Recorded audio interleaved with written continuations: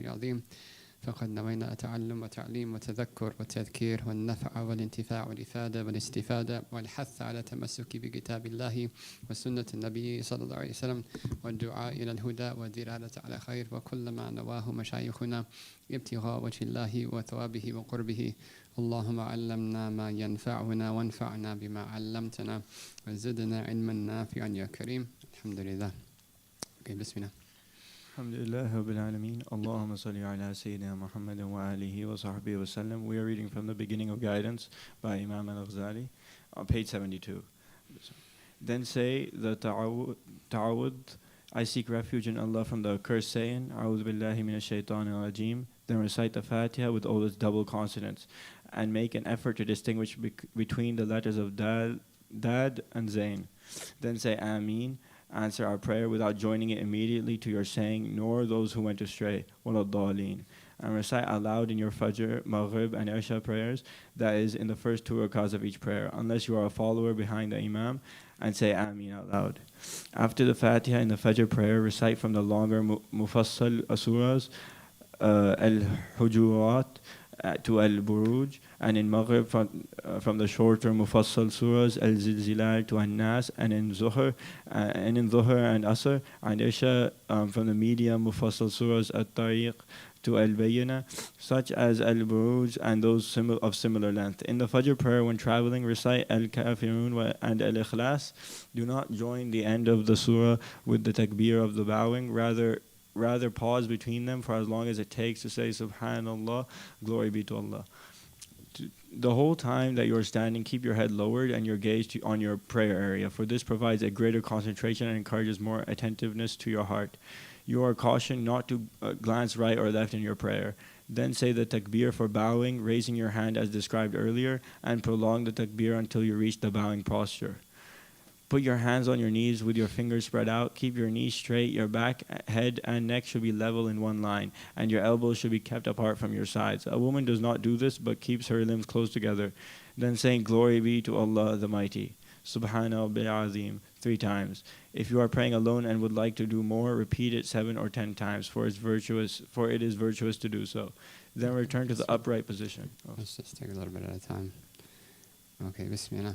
Alhamdulillah. So, talking about adab al-salat, right, the etiquettes of the prayer. All of this is based on the principle of 2 things, right? At-tahrima wal-khushu'. That there is a level of sanctity that is needed for the prayer, which is the essence of the prayer. And then there's a level of khushu', which is, you could say, presence of heart that is based on humility and reverence. Right? Khushu' is one of the hardest words to translate. It means reverential awe, it means fear, it means stillness, and it means humility. All of those meanings are in that root word. So what's meant by it is all of that. Right? It is stillness and humility that are a result of reverential awe and fear. Right? All in one word. So all of these are essentially how to achieve that. Now, if someone had that, they would automatically do these things. Right? But if someone wants to achieve that, they could do these things and achieve it. It's a two-way street. Same thing, that if someone had a heart that was pure, they would automatically have, for instance, if they had a heart that was pure and certainty in Allah, they would automatically love Allah. They would automatically be content with His divine decree. They would automatically hope only in Him. They would automatically only fear Him. They would automatically trust in Him. They would automatically have no love for material things. Right? So, right, that would be the result of conviction, is all of the praiseworthy qualities.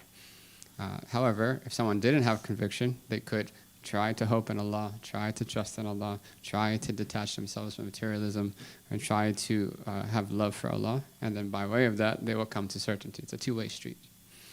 Right? So, as a person's state with Allah subhanahu wa ta'ala increases, automatically their etiquettes and their reverence for Allah and for the deen will also increase.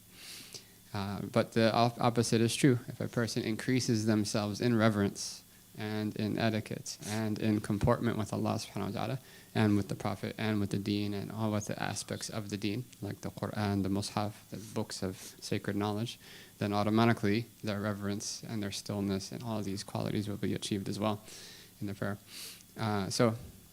He starts from the ta'awudh is the first thing he mentioned, correct? Yep. Yeah. We read a lot, mashallah. I'm trying to find where it is. So you can break these things into half, these etiquettes. One of them is to prevent the heart from losing its khushu', to prevent the heart from losing its focus, from losing its stillness. Right? So one of the main causes of a loss of focus is the waswasa, is the insinuations of shaitan, the whisperings of shaitan. Because if shaitan can't get you to not pray, he's going to get you to pray, just quickly get it over with. Right? So with no spirit, just the outward form with no soul. And if he can't get you to do that, then he's going to get you to, right, to the extent that he can, right, do it, right, lesser and lesser of quality as he can get you to do it.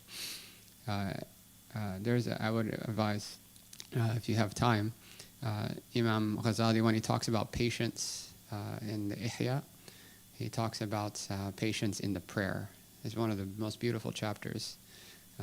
He talks about patience in the prayer, that there's patience before the prayer, which is like forcing yourself to pray. Like you don't really want to do it, or you don't want to do it right now. Right? So one of the levels of patience, which is like to restrain yourself, is to restrain yourself from procrastinating. It's the first level. Right? So you push yourself to do it. Okay, you've won one battle so far against shaitan, because he's going to try to get you to delay it, or not do it, and then delay it. So if you win that battle, right, then you enter the prayer. Shaitan's going to go, just leave all the sunnahs, just do the bare minimum. Right? So if you, no, I'm going to do a'udhu billahi minash shaitanir rajeem, wajjahtu wajhi lilladhi fatara as-samawati, all of these different etiquettes, right, as per the madhab that you follow, then you've won again. Right? Then he's going to, you know what, just read the short surahs. Right? Like Surah Ikhlas, twice in a row. Right? Right? Or Falaq, or just read short surahs. And you're like, nah, I just learned Surah Bayyinah, I'm going to read Surah Bayyinah.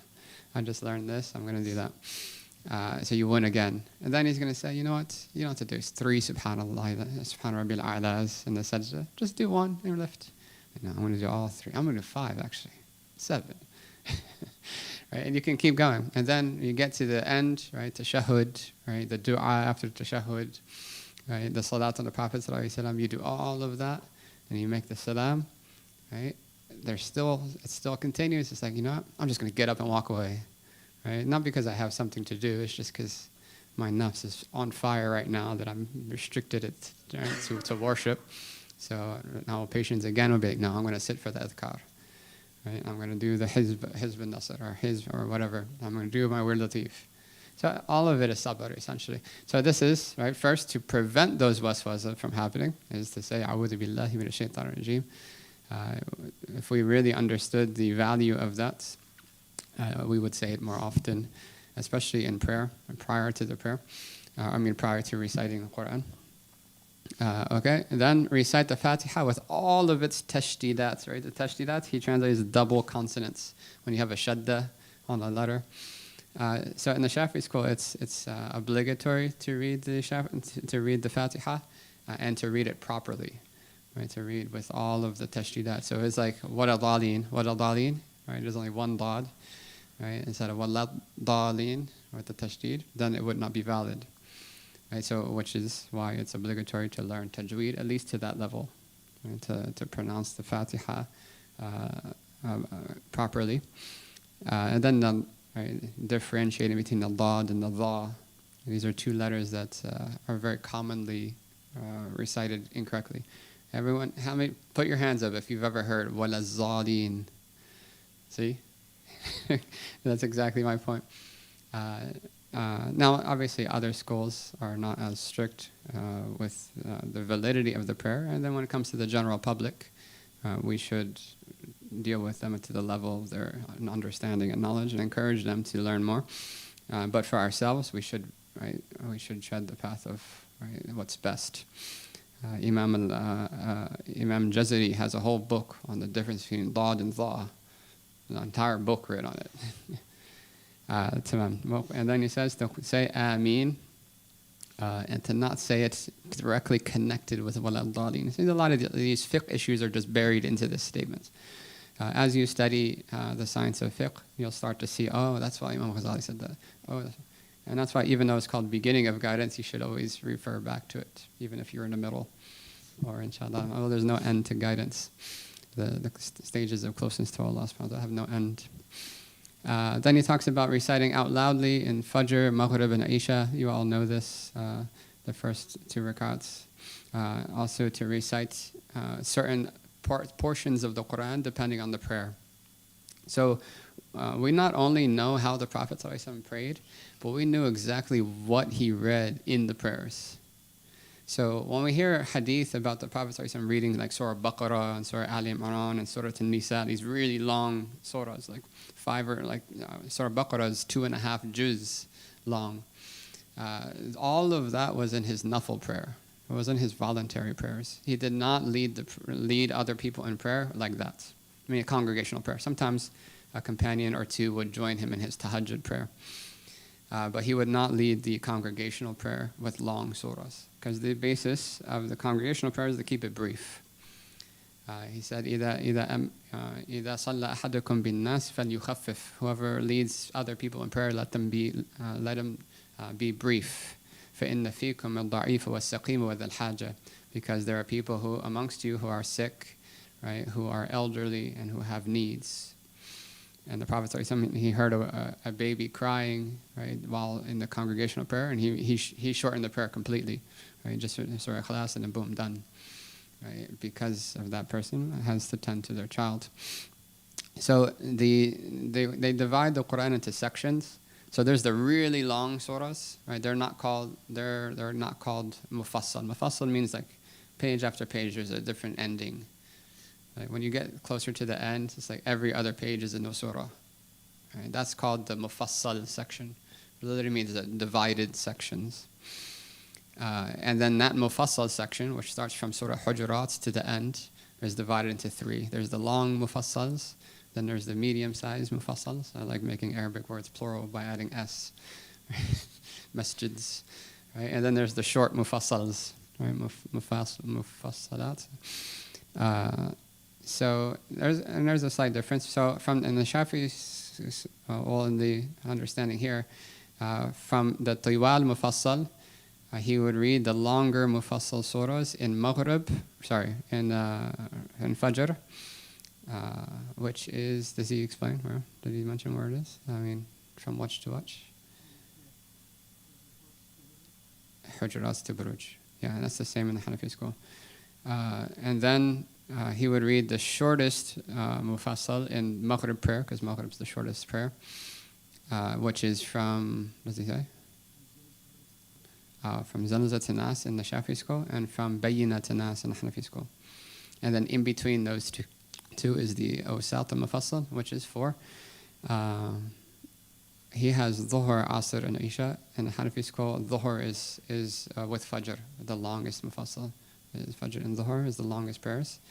Maghrib is the shortest prayer, and Asr and Isha are the medium. In the Shafi'i school, it's as this is here. In Dhuhr, Asr, and Isha are medium surahs.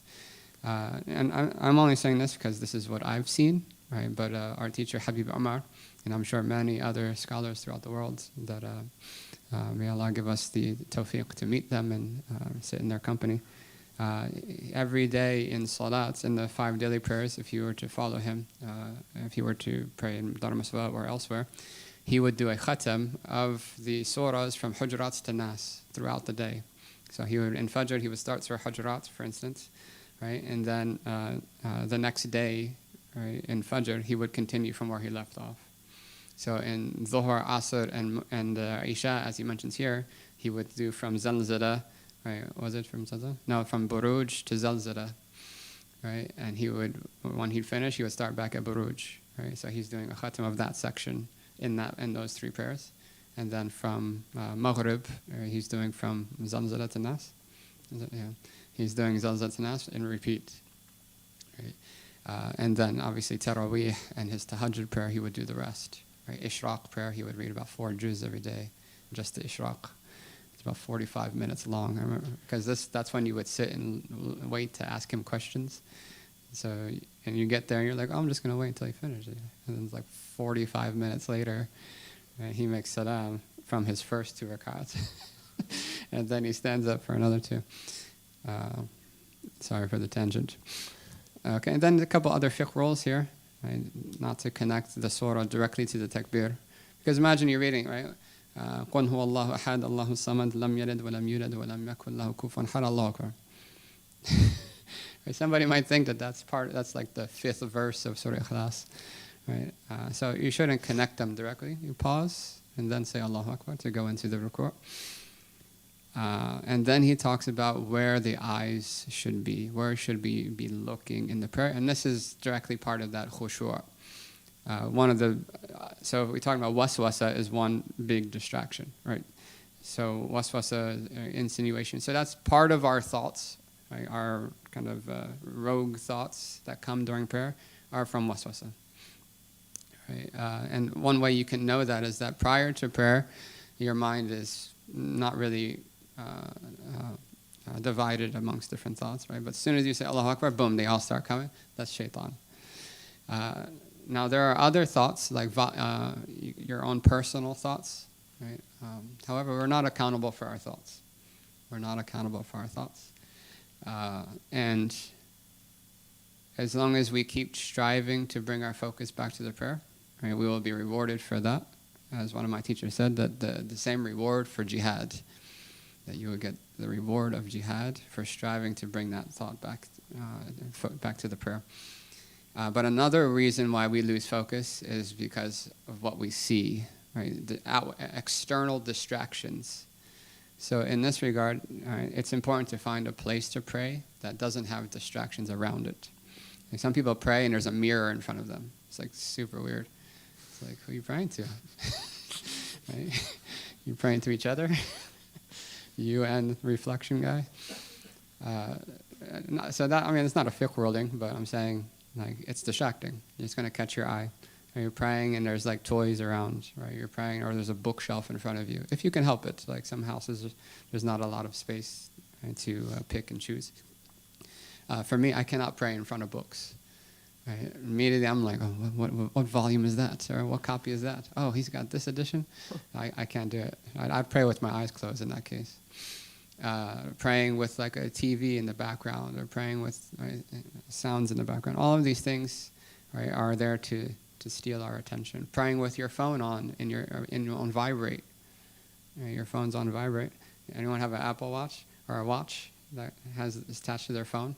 Right, that's like the next level. It's like, right, as technology increases, shaitan's deceptions increase as well. It's like, you know what? He might not reach in his pocket, but he will look at his phone, his watch. You're reading Quran and you look at your watch. Right, all of these things are there to capture our attention. So removing them before the prayer, right, putting the phone on silent and off of vibrate, right, all of these things are really helpful in the prayer. But also keeping the eyes down, because some things you can control, like where you pray, but some things you can't. There's a little kid running around, or the guy in front of you who's got like a tear in his sock, right? And it's just, right. Hopefully it's in his sock. So he mentions first, if you're standing, right, then you're looking at the place where you're going to prostrate. Okay, so wherever you're about to prostrate, right, you keep your eyes at that place. Now this is better than praying with your eyes closed. Praying with your eyes closed is a temporary solution to when you can't control certain distractions externally and it's really bothering you. Right? Then you can pray with your eyes closed. But it is not. It should not be taken as a crutch. The only way you can pray focused is if your eyes are closed. That's a problem. All right, or with the lights off. Right? A lot of my Bengali teachers like to pray with the lights off. Like the whole school would pray with the lights off. Okay, so that's in standing. Right? The second is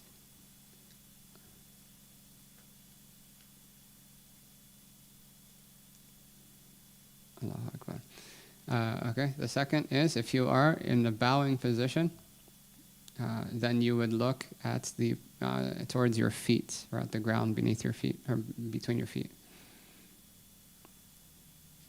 Does he go into that? He just mentioned one.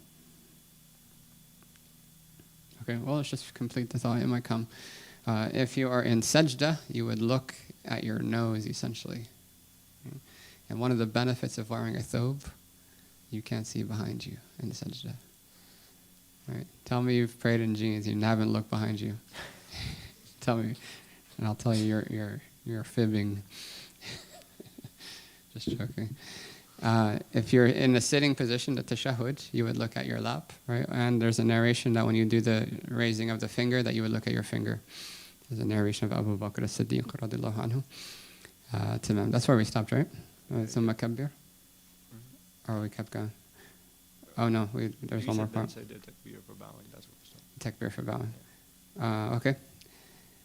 He mentioned before, as well as here, the takbir, that the takbir should be stretched. So when you're moving from one position to the next, so from the standing to the bowing, right? One, the takbir should be separated from the wala dhalin ameen, so that it's not considered part of the verse. But then when you say the takbir, to stretch it until you actually reach the next position. Now, when you're stretching the takbir, there's only one place you can stretch, which is the lam, right, of the name of Allah subhanahu wa ta'ala. Allahu Akbar. You can't stretch any other place because that would change the meaning. If you said Allahu Akbar, that's a question.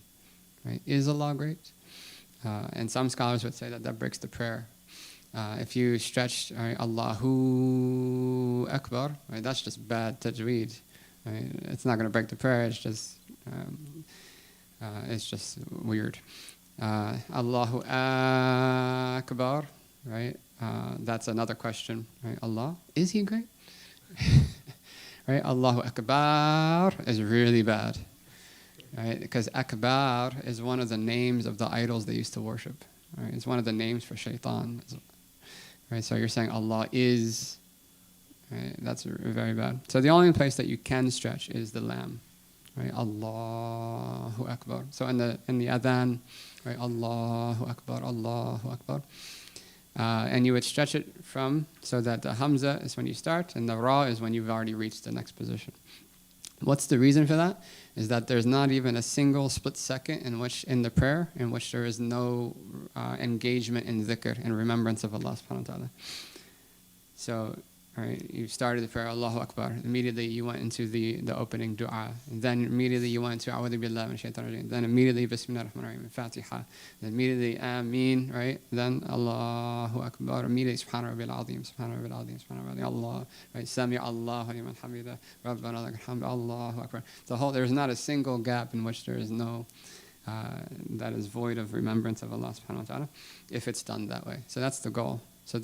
Right. And by doing that, the heart doesn't have time to wander. The mind doesn't have time to wander as well. He mentioned how to place the hands and how the back should be straight and flat. Right, the back of the head is not up, all right, or tilted down. That the spinal cord is completely flat, and then that the arms are separated from the sides. When he says that the female will not do that, right? That is regarding the elbows in the Shafi'i school, just the elbows, right? That she would still do the full bowing as normal, whereas in the Hanafi school that she would do the minimum bowing, right? Just enough to reach the feet, reach the hands. That's really difficult. That's like a double full bowing, reach the feet. Okay, then say Subhana Rabbil Azim 3 times. He says, if you are praying alone, then you can go up to 7 times or 10. Why is it only if you're praying alone would you do more than 3? Right? Again, the Prophet ﷺ said that if you're leading people in prayer, be brief. So most of the scholars said that doing more than 3 would unnecessarily elongate the prayer for the followers. However, others said 5 is okay, because by the time the imam gets into sajda, the other people are not already in sajda yet. They're a little bit behind. So the imam might be like 2 subhanallahs ahead of everyone else. So by the time they get into sajda, they can say 3 and you'd already be done. So they would be able to say 3 while the Imam says 5. But if you're praying by yourself, tawil, pray longer. Pray longer. And there's a difference of opinion, but both are good. Right? What is better, longer periods of standing or more sajdas? So say you had 30 minutes, empty time, you did all your homework, you did all your revision, hints, and you have 30 minutes, right, or you want to pray some salat. I'm going to pray for 30 minutes. I set my timer, I'm just going to keep praying until it rings. Now, is it better for you to read longer surahs and pray less rak'ats, which would mean less sajdas, right? Or to do more shorter prayers? Does that make sense? Like more short prayers, but you would have more sajdas. In the Hanafi school, it would be preferred to do longer surahs, right? Even if you prayed that entire 30 minutes with just 2 rakats, right? That would be better, right? That would assume a person has memorized a certain amount of Quran to do that. But in other schools, it's actually better to do more sajdas. Right? The Prophet ﷺ was asked, he asked his companion, ask me anything. Because he was a servant, he served the Prophet ﷺ many years. So he said to him, just tell me, what do you want? Right? Ask anything. He said, I want your companionship in Jannah, in paradise. I want to be with you in paradise. He said, anything else? He said, huwa dak, that's it. I think that last question, like anything else, it was a test. It's like, well, you know what? Right? Some fortune in the dunya would be good. Right? Some good health. No, just that. That's all that matters. And then he said, "A'inni alayha bi kathrati sujud." Right? Help me against your nafs. "A'inni ala nafsika." Help me against your nafs bi kathrati sujud, with abundant sajdas. Abundant sajdas. So that's the proof for those who say the sajdas are better. The more sajdas. Tamam. So if you're praying by yourself, you can add more. You can do more subhanallah, subhana rabbil azeems, do more subhana rabbil a'las. You can do longer sajdas. You can do longer du'as at the end if you've memorized them. You can read longer ayat of the Quran. The Sahaba used to make lots of du'a in sajda in their tahajjud prayer. And they would complain to the Prophet ﷺ that they would get tired. So he said, Ista'inu bir rukab, right? Take help from your knees. I mean, you put your elbows on your knees, right? And then it's easier to stay in sajda for longer. Allahu Akbar. Right, whereas normally you would keep your arms out for the men specifically. Allah. The hadith, what's the beginning of it? Inna afdal al-ibada tulul qiyam, or tulul qunut, another narration. The greatest worship is lengthy standing in the prayer. Right? So everyone's got their proof. All of it's good.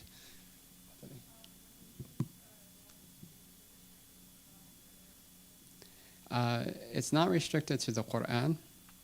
However, it seems that I want to say all the scholars, but there could be others that said that it should be in Arabic. It should be in Arabic. However, you can make any dua you want, right, in your heart. Right? So it's only based on what you say audibly. If it's audible, then it should be Arabic. But if somebody was in sajda, right, and they can just make dua in their heart, right, in any language, and they can just stay in sajda for 4 hours, right, and making dua in any language in their heart. But so that's more cautious. Some did say it's okay to, if you can't do Arabic, to say it in English, as long as the meanings resemble the du'as of the Quran and Hadith, which means that you're not asking for something that another human could essentially give you. It's like, oh Allah, I want gosht biryani, I want aloo palak, right? Right? That you know what you wouldn't ask for. You would ask for other worldly things like well-being and things like that. Some of them are worldly, but forgiveness, guidance, paradise, right? Those types of things.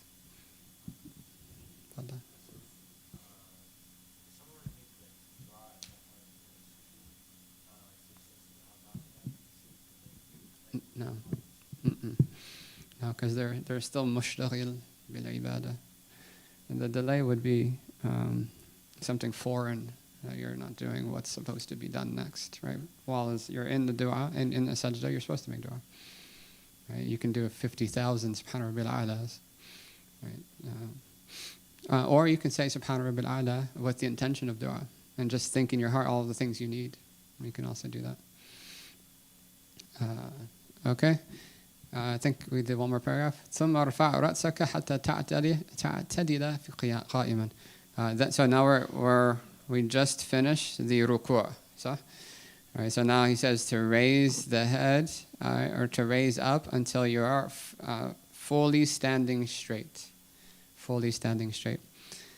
The Prophet ﷺ, he warned a person who came in and prayed, and he was praying kind of like real fast, right? Kanaqr ad-dik, like the pecking of a rooster. It was called, as my teacher used to say, right? Up, down, touch the ground, turn around, go back to town. Right? He was praying like this, right? Just move real fast movements. When he's lifting up from ruku', just barely a couple inches, and then boom, back to sajda. And the Prophet ﷺ said that go back and pray فَإِنَّكَ لَمْ تُصَلِّي, because you have not prayed. That's not a prayer. Again, it's not about just checking the box, like, oh, I did it, right? The goal in everything that we do should be acceptance. Right? I want Allah to accept it. Habib Hussein, he gave the best example. It's like, imagine your spouse is there as your anniversary, right? And you're going, right? So there's the obligation is to give a gift, right? That's the custom in our area. So it's not just like, here, take it, right? Essentially, that's what Imam Junaid said. It's aqrab ila al-iqab, right? Something like that would be more likely to be punished than accepted, right? Same thing with Allah. It's like, okay, Allah, here, take it. Right? It's just barely done, or hardly, no effort, no thoughts behind it. Right? We wouldn't want that. Right? It would not serve its purpose. Actually, it would serve the opposite purpose. Right? Whereas if a person, right, even if it wasn't quantitatively something big or even like valuable, it was done in a way that was good. Right? It was put in a box with a card, right, tied up with a bow, is presented with humility, right, and offered, right. And in the hood, they don't say I prayed, they say I offered salat, I offered my asr prayer. I really love that translation, because you're offering it to Allah. It's not like Allah has to accept it. You if you're just like, here, wife, right, here, husband, right, they're not gonna want it. They're not gonna accept it. Right? It's valid. You did it, but it's not accepted. Right? So when it comes to Allah, it's like, right, I did my best. This is everything I can do to beautify this thing, right? Not because you need it, but because you deserve it. Here, please accept it from me. Right? That's what we should be aiming for in everything. Our studies, right? Our salah, our zakat, our being good to our parents, despite the difficulties in that. It's not about them, it's not about the people that we're doing it for, it's about Allah. So standing straight, fully straight, and then saying Sami Allahu liman hamida as you raise up. Again, the whole goal is that there's not a single gap. It's not like Sami Allahu liman hamida, right? Rabbana lakal hamd. Right? There's gaps there. And then when you stand fully straight, say Rabbana lakal hamdu mil as-samawati wa mil al-ardi wa mil ma shitta min shay'in ba'du. How many people have heard that last part? Not many. Yeah, I've heard a couple people. So there's a few narrations for the first part. So Rabbana lakal hamd, Rabbana wa lakal hamd, Allahumma Rabbana lakal hamd, Allahumma Rabbana wa lakal hamd. All of that is narrated from the Prophet ﷺ. Different places tend to do different ones. But there's extensions, there's extra. Again, if you're praying as the imam, you might not want to do this because it would make the prayer very long. But as you're praying by yourself, one of the famous ones, the Prophet ﷺ was leading the salat, and he said, Rabbana lakal hamd, and then behind him he heard a Bedouin man say, Rabbana lakal hamd hamdan kathiran tayyiban mubarakan fihi. Right? And after the prayer, the Prophet ﷺ said, Man in qa'il, who said that? The guy was like, he was hiding behind the others. And he asked again, and a third time, and then the man finally confessed. And the Prophet ﷺ said, I seen 70 or so angels racing to write it down. Right? And this is a bid'ah. So he never learned that from the Prophet. He himself initiated an act of worship that he never heard from the Prophet ﷺ. Right? Which by definition is a bid'ah, but it is narrated that the Prophet ﷺ from that day on started to say it like that as well. So he took the person's, that guy's sunnah. So now it became the Prophet's sunnah as well. But this is another extension. So once in a while, as the Prophet ﷺ used to do, he would say, sometimes he would, when it was supposed to be quiet, he would say a little bit louder. And this is how the Sahaba knew that what he was saying. Right? If he only said things silently, they wouldn't know that he was saying anything. They knew that he was reciting in Dhuhr because his beard would move. Which means that they weren't looking at the ground. They were looking at the Prophet ﷺ. So they knew what he was saying because sometimes he would raise his voice. Right? Subhana Rabbil A'la. They would hear it. Sometimes you might hear it in the microphone because the microphone is really loud. But so we could hear, like some of our teachers would lead. They would say, "Rabbana lakal hamdu hamdan kathiran tayyiban barakan fi mil as-samawati wa mil al-ardi wa mil ma shi'ta min shay'in ba'du." Right? Allahu Akbar. And then they would go, and I never heard that before. And then if you dig a little deeper, you find out it's actually a sunnah of the Prophet ﷺ. It's mentioned by the scholars. It's mentioned here. And I think that was the last thing, right? Now we're at وَإِن كُنْتَ فِي فَرِيضَةِ الصُّبْحِ. What time do you guys usually go to? 3:35 with a question mark? Anyone have any questions up to here?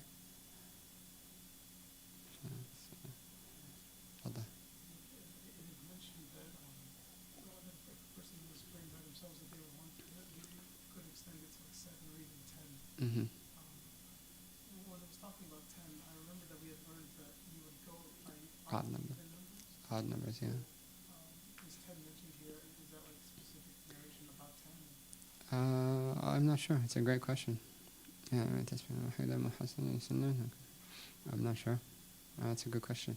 Generally, they would say that you would stop at an odd number. Maybe there is a narration about 10. Maybe there's a khilaf.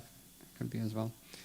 The only thing he mentions in the commentary is that if you were to do one, it would achieve the sunnah, but it would be makruh. In the Hanafi school, you'd have to do all three to achieve the sunnah. Right? But it doesn't have to be this exact wording. It could be subhanallah, subhanallah, subhanallah. I can check. I can dig a little deeper, or you can check. You know Arabic. Right, let's see who amongst the Shafi'is said that it has to be an odd number. Right, Hanafis definitely say it should be an odd number. Any other question?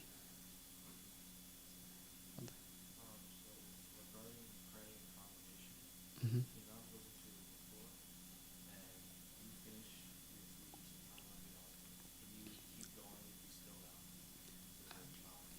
Good question. So if the Imam is still in ruku' by the time you finish 3 Subhana Rabbil Azeems,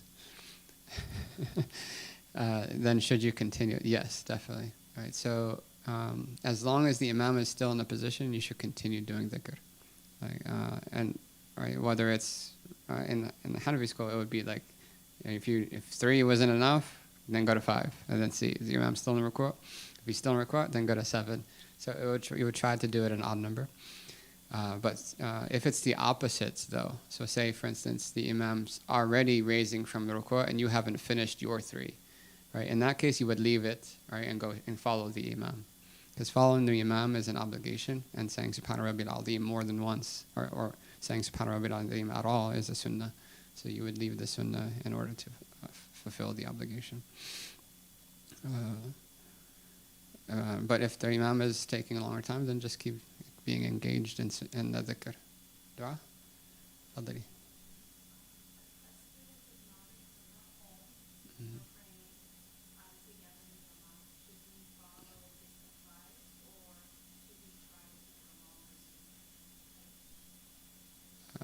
What was it, right? As a longer surahs as opposed to what?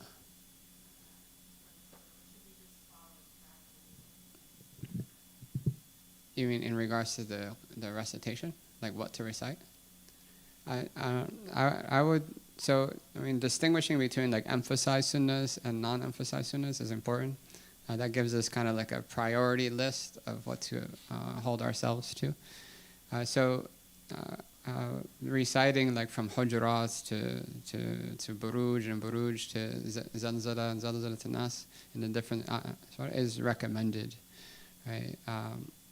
It is an emphasized sunnah insofar as the Prophet ﷺ always did that unless he was traveling, but it's not to the extent that somebody would be sinful for not doing that. Right?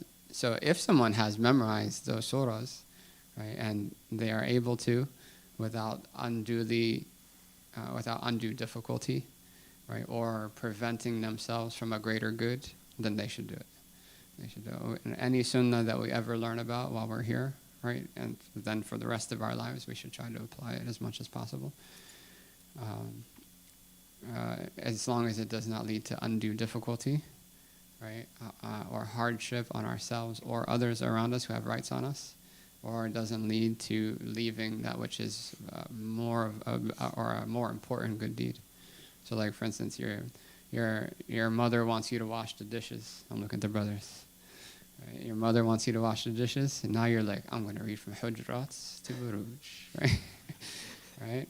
Instead, said I could read 10 Subhana Rabbil Azeems, right? I'm going to no, right? Because then the more important, right, obligation would be to obey the parents.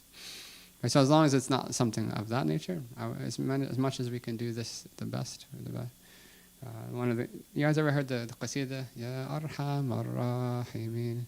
So that the author of that, Habib Abdullah bin Hussein bin Tahir, him and his brother lived in Masila. Masila was about 20 minutes car ride from Tarim in Hadramaut, Yemen.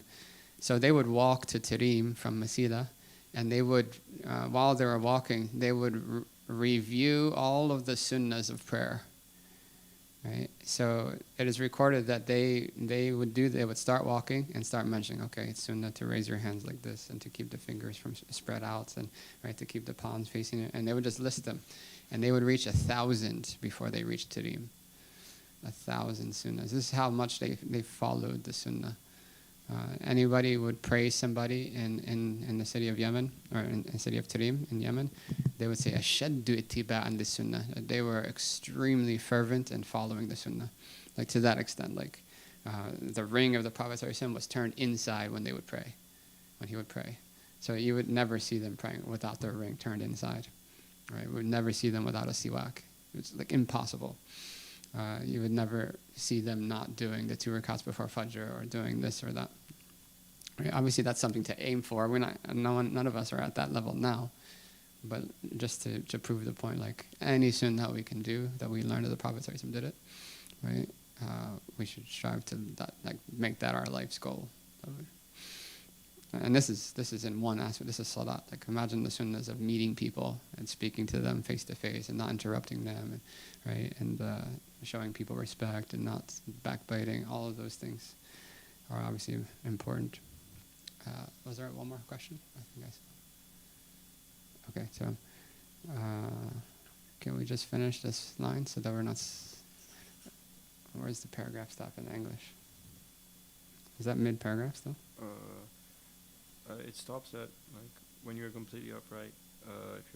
When you're it says, "Oh our Lord, to you your." Yeah, it finishes there. It finishes there. Yeah, after you stand up, right? So we're if you are praying by yourself in Fajr. Yeah, that. Yeah. So let's just read the Umar line, and then we'll stop at. Then go into prostration.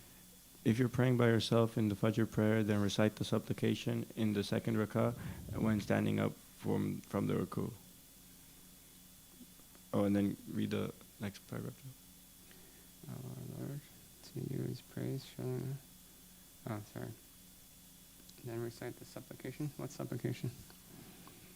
Does he mention it? The qunut. Oh, yeah. The qunut. Okay. Again, this is another a difference of opinion amongst the schools. But the qunut prayer, the word qunut means prayer. It means dua. So that's why he says recite the supplication. But so when they say like du'a ul qunut, it literally means du'a ul du'a. It's like the same word twice. So qunut is, as far as like the terminology of the Sunnah, is a specific type of prayer. So this is called qunut, what's it called? The qunut al-nazila. There's two qunuts. There's one for fajr prayer, and there's one for witr prayer. So the witr dua is called qunut as well. The witr prayer is in both the Shafi'i school and the Hanafi school. The one for fajr is only for the Shafi'i school. So it's essentially a dua of the Prophet ﷺ that he's definitely recorded to have done, that he made the dua during the fajr prayer. And it's, you don't have it in your book, right? It has the whole dua? Yeah. So you might have heard it, right? Allahumma hdina fi man hadayt wa afina fi man afayt wa tawallana fi man tawallayt.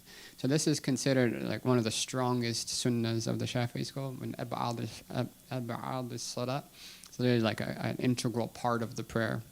This is one of the sunnahs that if you were to leave it in the Shafi'i school, you would make sajda sahw, right? The prostration of forgetfulness.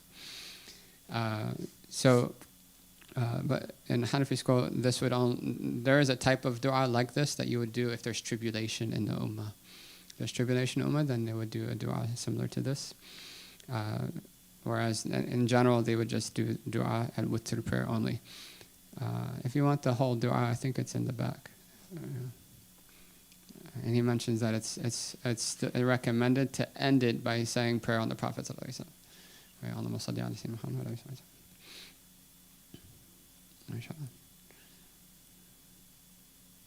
And that's in the after you raised from the second rakat, the second ruku' of the second rakat of Fajr. So let's pause there, inshallah.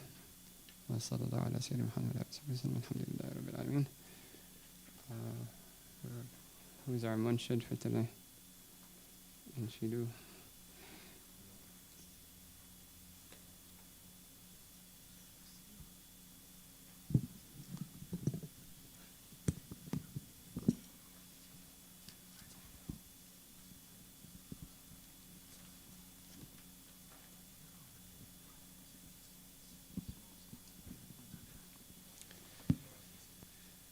Anyone else?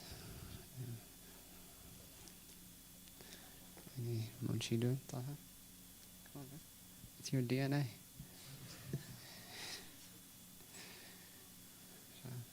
Anyone? Oh man. Rawha without a nasheed is like salat without salam. Zaid? Let's all do it together. I think it helps Zaid out.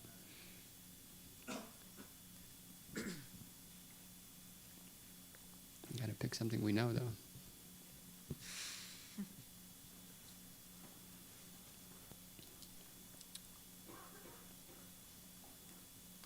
اللهم صل وسلم وبارك عليه وعلى آله صلى الله عليه. يا أرحم الراحمين يا أرحم الراحمين يا أرحم الراحمين فرج على المسلمين يا أرحم يا أرحم الراحمين يا أرحم الراحمين فرج على المسلمين يا ربنا يا كريم يا ربنا يا رحيم أنت جواد الحليم وأنت النعم المعين وليس نرجو سواك فادرك إلهي دراك قبل الفناء والهلاك يا عم دنيا ودين يا أرحم الراحمين يا أرحم الراحمين يا أرحم الراحمين فرج على المسلمين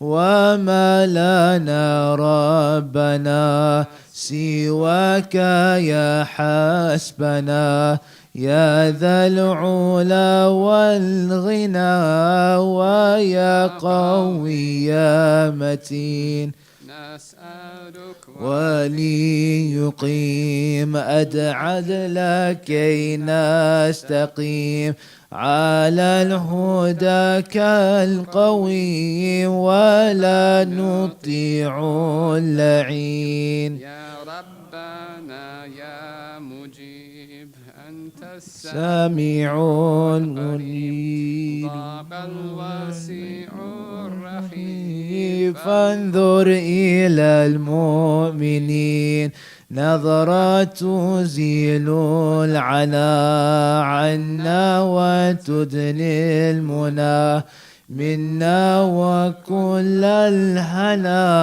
نعطاه في كل حين يا أرحم الراحمين يا أرحم الراحمين يا أرحم الراحمين فرج على المسلمين سالك بجاه الجدود وليقيم الحدود عنا ويكفي الحسود ويدفع الظالمين يزيل للمنكرات يقيم للصلوات يأمر بالصالحات محب للصالحين يزيح كل الحرام يقهر كل التغام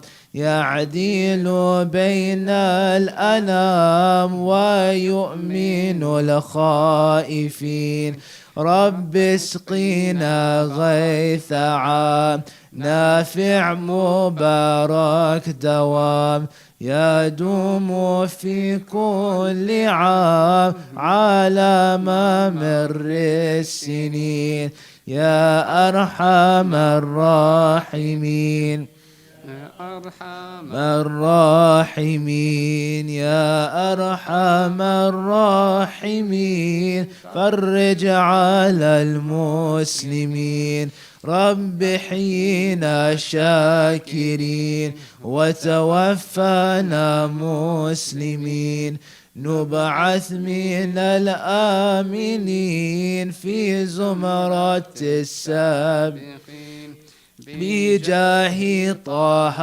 الرسول جد ربنا بالقبول وهب لنا كل سول باستجب لي أمين يا أرحم الراحمين أرحم الراحمين أرحم الراحمين فرج على المسلمين عطاك ربي جزيل وكل فعلك جميل وفيك أمل طويل فجد على الطامعين يا ربي ضاق الخناك من فعل ما لا يطاق فمنون بفك الغلاك لمن بذنبه رحيم واغفر كل الذنوب واستر لي كل العيوب واكشف لي كل الكروب أذى المؤذين واختم بأحسن ختام إذا دان الانصرام وحان حين الحمام وزاد رشح الجبين ثم الصلاة والسلام على شفيع الأنام والآل نعم الكرام والصحب والتابعين. يا أرحم الراحمين يا أرحم الراحمين يا أرحم الراحمين فرج على المسلمين. اللهم صل وسلم وبارك عليه وعلى آله. ربنا انفعنا بما علمتنا، ربي علمنا الذي ينفعنا، ربي فقنا وفقه لنا وقرابة لنا في ديننا مع أهل الكثر أنثى وذكر. ربي وفقنا ووفقهم لما ترتدي قولا وفعلا كرما، وارزق كل حلال دائما، وأخل أتقياء علماء، نحظى بالخير ونكفى كل شر. ربنا واصلح لنا كل الشؤون، وأقر بالرضا منك العيون، واقضي عنا ربنا كل الديون قبل أن تأتينا رسل المنون، واغفر استر أنت أكرم من ستر. وصلاة الله تغشى المصطفى من إلى الحق دعانا والوفاء، بكتاب فيه للناس الشفاء، وعلى الآل كرام الشرفاء، وعلى الصابح المصابح الغرار. اللهم اهدنا بهداك واجعلنا ممن يسارع في رضاك، ولا تولينا وليا سواك، ولا تجعلنا ممن خالف أمرك وعصاك. وحسبنا الله ونعم الوكيل، ولا حول ولا قوة إلا بالله العلي العظيم. صلى الله على سيدنا محمد وعلى آله وصحبه وسلم. يا ربنا اعترفنا بأننا اقترفنا وأننا أسرفنا على لظى أشرفنا، فتب علينا توبة تغسل لكل حوبة، واستر لنا العورات وآمن الروعات، واغفر لوالدينا ربي ومولودينا، والأهل والإخوان وسائر الخلان، وكل ذي محبة أو جيرة أو صحبة، والمسلمين أجمع. آمين يا رب. يسمع فضلا وجودا منا، لا باكتساب منا، بالمصطفى الرسول نهضى بكل سول، بالمصطفى الرسول نهضى بكل سول، بالمصطفى الرسول نهضى بكل سول. صلى وسلم ربي عليه عد الحب، وآله وصحبه عداد طش الصحب. والحمد للإله في البدء والتناحي، حمدا كثيرا دائم محبة النسائم. سبحان ربي.